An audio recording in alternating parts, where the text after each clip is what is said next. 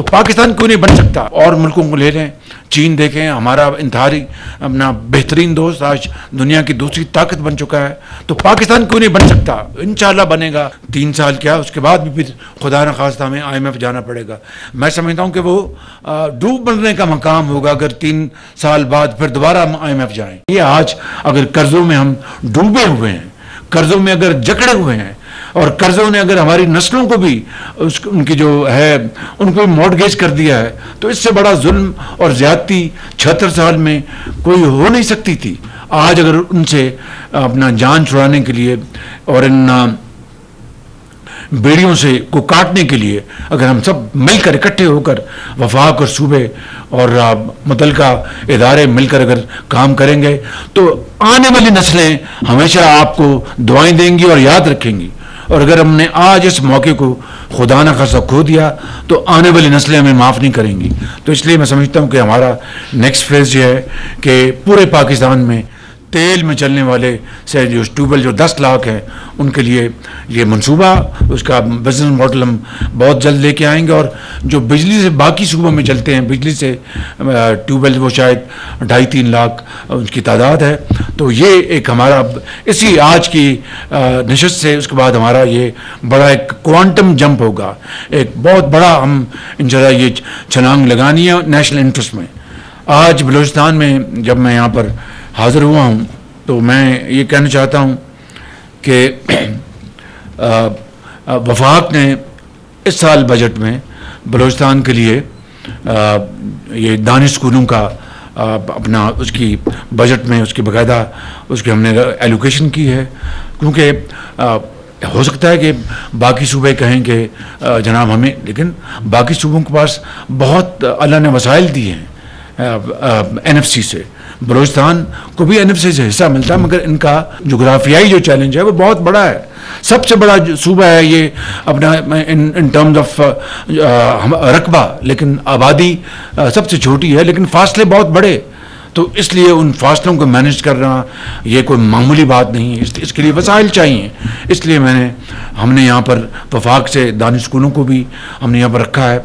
इसी तरीके से जो 1000 हमने बच्चों को चीन भिजवाना है, मैं बात करके आया हूँ, जो ग्रेजुएट्स हैं जिन्होंने ज़राई यूनिवर्सिटियों से डिग्रियाँ हासिल की हैं, उनको अमली मैदान में ज़राई ट्रेनिंग देने के लिए कि कपास आपने किस तरह बढ़ानी है, आपने चावल की पैदावार को किस तरह बढ़ाना है, आपने मेज की पैदावार को, गंदम को, लाइफ स्टॉक को, या किन अजनास में आपने आगे जाना है, किन को आप पीछे छोड़ रहे, कौन सी जिन्स है जो कि पानी ज़्यादा कंज्यूम करती है, किस तरह आपने पानी का बेहतरीन इस्तेमाल करना है। इन तमाम चीज़ों की ट्रेनिंग के लिए 1000 बच्चे वफाक अपने वसाइल से ट्रेनिंग के लिए चीन भिजवाएगा। मैं वहाँ पर उनसे बात कराया हूँ। तो चारों सूबों के जो बच्चे और बच्चियाँ उनको मेरिट पर, जो हाई अचीवर्स हैं, कोई सिफारिश नहीं, हाई अचीवर्स मेरिट पर उनको भेजेंगे और इंशाअल्लाह वो ट्रेनिंग उनको दिलवाई जाएगी, जिसमें बलूचिस्तान का जो हिस्सा होगा वो बाकी सूबों से 10% ज़्यादा होगा। ऑब्वियसली IT की ट्रेनिंग के लिए हवावे से हमने 3 लाख सालाना बच्चों और बच्चियों की ट्रेनिंग का वहाँ पर हम उनसे मुआहदा करके आए हैं। और उसमें चारों सूबों के आज़ाद कश्मीर, गिलगित बल्तिस्तान, उनके बच्चे और बच्चियाँ शामिल होंगी। और फिर यहाँ पर भी बलूचिस्तान को 10% का कोटा हम ज़्यादा देंगे। तो ये है आज की गुफ्तगू का महवर। और चूँकि IMF से हमारी मजबूरी है, और अभी हमारे जो बहुत काबिल मेहनती वज़ीर ख़जाना है, उनका आज बयान भी छपा है कि अगर हमने रिफॉर्म्स ना की, अगर हमने बड़े हमने कड़वे फैसले ना किए, तो फिर जो 3 साल क्या, उसके बाद भी फिर खुदा न खास्ता हमें IMF जाना पड़ेगा। मैं समझता हूँ कि वो डूब बनने का मकाम होगा अगर 3 साल बाद फिर दोबारा हम IMF जाएँ।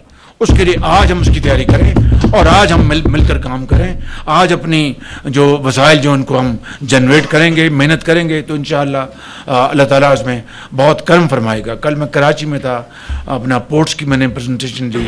मैं आपको क्या बताऊं, अपना लेट्स सेट द बेटर। बहरहाल वो इंशाअल्लाह मिलकर हम सब इन चीज़ों को ठीक करेंगे। तो IMF के हवाले से मैं वज़ीर आला पंजाब का बहुत शुक्रिया अदा करता हूँ मरीम नवाज साहिबा का, जिन्होंने जो सूबों के साथ IMF की जो कंडीशनैलिटीज़ हैं वो उन्होंने ऑलरेडी अप्रूवल दे दी है। सिंध में कल अपने भाई मुराद अली शाह साहब से मैं गुजारिश करके आया था दोबारा, उन्होंने कहा था आज इंशाअल्लाह वो इंशाअल्लाह इसको अब टेकअप कर रहे हैं और उम्मीद है कि इंशाअल्लाह। और बलूचिस्तान से मैं हाँ समझूँ आपकी तरफ से? जी बिल्कुल हाँ समझूँ। तो मैं मेहरबानी आपकी कि नवाब साहब ने आपकी काबीना की भी हाँ है ना जनाब, बहुत मेहरबानी आपकी। तो यहाँ बलूचिस्तान ने भी अप्रूव कर दिया ये।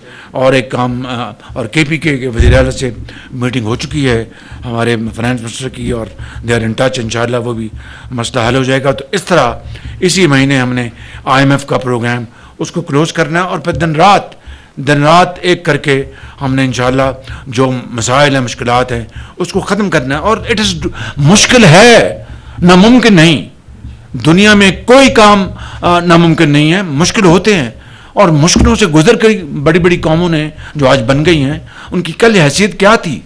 वो उन्होंने कुर्बानियाँ दी, मेहनत की। जर्मनी को ले लें, आप जापान को ले लें, आप और मुल्कों को ले लें, चीन देखें, हमारा इंतहाई अपना बेहतरीन दोस्त आज दुनिया की दूसरी ताकत बन चुका है। तो पाकिस्तान क्यों नहीं बन सकता? इंशाअल्लाह बनेगा अगर आप लोग इस बात का फैसला कर लें। हमने इस सारे मामलात को हल करने के लिए ये सख्त फैसले इसलिए नहीं किए कि हम क़यामत तक इस तरह आवाम को इस महंगाई में और इसमें हम उनको अपना देखते रहें। इंशाअल्लाह वो वक्त आएगा जब खुशहाली आएगी, लेकिन पहले कुर्बानी एहसार से काम लेना पड़ेगा, इसलिए सख्त फैसले लिए गए। लेकिन इंशाअल्लाह आप कल देखेंगे, कल मैं इस्लामाबाद में एक और आवाम की कुछ उनके अशक शोई के लिए हम एक और हमने मंसूबा तैयार किया है, ताकि आवाम को, गरीब आवाम को, आम आदमी को पूरे पाकिस्तान में उनको हम कुछ रिलीफ देंगे। वो मैं कल इस्लामाबाद में उसके लिए बात करूँगा।